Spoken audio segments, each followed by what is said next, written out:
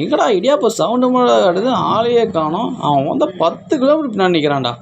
பாட்டு அவனை செருப்பு கழட்டி அடிக்கிறான்டா. நம்ம ஒரு பக்கம் வண்டியை திருப்புனா அது ஒரு பக்கம் போதடா கடவுள. ஏன் நடுத்தூர்ல உட்காந்துட்டு இருக்கீங்க? என்னாச்சு? வண்டியை நிறுத்து. ஒரு நிமிஷம்ண்ணே, வண்டி நிறுத்திக்கிறேன்.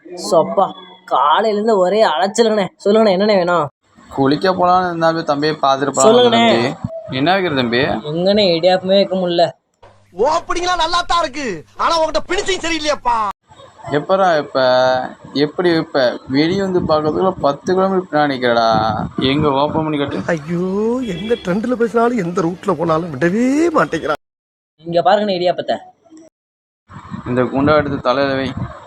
சரிங்கடா, இவன் இடியாப்பை வித்துட்டு வந்தா அந்த வண்டி எடுத்துக்கணும். இடியாப்பை வித்துட்டு வந்து வண்டி எடுத்துக்கோ. நல்ல வேலை வழியில துண்டு காய போட்டிருந்தாங்க.